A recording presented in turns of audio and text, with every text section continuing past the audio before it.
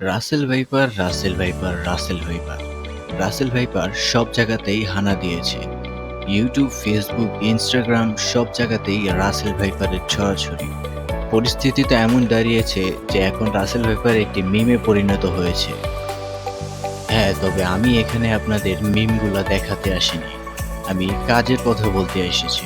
আচ্ছা ওয়েট, আগে একটা কথা বলে নিন, নাহলে টিকটক লাভারগুলা আবার টিকটক দেখতে চলে যাবে। কিছুদিন আগে যখন ভারতের নির্বাচন নিয়ে ইউটিউবার ধ্রুব রাঠে ভিডিও বানিয়ে বহুত নাম কামিয়েছিল, তখন সবাই আফসোস করে পোস্ট দিয়েছিল যে বাংলাদেশেরও নাকি এমন ইউটিউবারের প্রয়োজন আছে। তাই আমি আশা করলাম। আচ্ছা, টিকটক এনজয় করা পাবলিকগুলা কি এখনো আছে? তো চলুন শুরু করা যাক। রাসেল ভাইপারকে যতটা অ্যাটেনশন দেওয়া হচ্ছে ততটা অ্যাটেনশন তো আমাদের কিং খানও পায় নাই। রাসেল ভাইপার কি আসলেই এত অ্যাটেনশন ডিজার্ভ করে? না, করে না।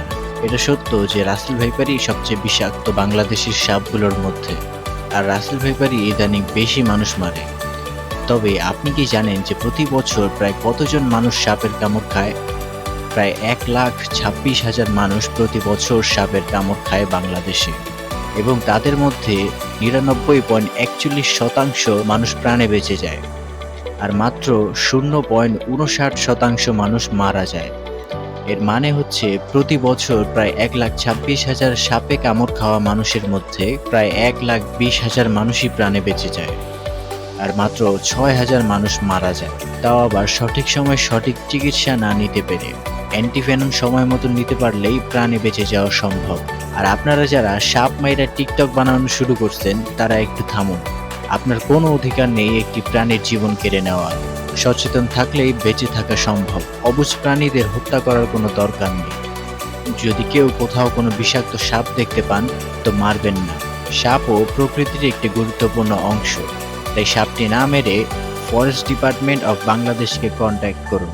স্ক্রিনে দেওয়া নাম্বারটিতে যোগাযোগ করুন। তারা যদি ওই সময় অ্যাভেলেবেল না থাকে, তাহলে এই নাম্বারগুলোতে যোগাযোগ করুন।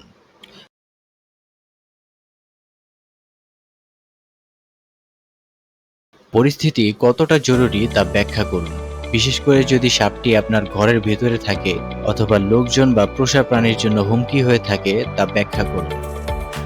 সাহায্য আসার অপেক্ষা করুন। তারা আপনাকে কি করতে হবে তা নির্দেশ দিতে পারে। নির্দেশনাগুলি অনুসরণ করুন। যদি তারা তৎক্ষণাৎ কাউকে পাঠাতে না পারে, তাহলে পরিস্থিতি নিরাপদে পরিচালনা করার জন্য নির্দেশনা চান, অথবা স্থানীয় পুলিশ স্টেশনে যোগাযোগ করুন। তারা আপনাকে সাহায্য করার জন্য কাউকে পাঠাতে পারে। সাপ থেকে নিরাপদ দূরত্ব বজায় রাখুন। নিজে বেঁচে থাকুন এবং অন্য প্রাণীদেরও বাঁচার সুযোগ করে দিন। অবুঝ কোনো প্রাণী মানুষের ক্ষতি করতে চায় না। পরিস্থিতির শিকার হয়ে ও নিজের সুরক্ষার জন্য তারা আক্রমণ করে। তারা হত্যাকারী না যে আপনি তাকে দেখলেই মেরে ফেলবেন। আমি আবারও অনুরোধ করব, দয়া করে অবুঝ কোনো প্রাণীকে কেউ মারবেন না। কাউকে বাঁচাতে না পারলেও কাউকে মারা উচিত না।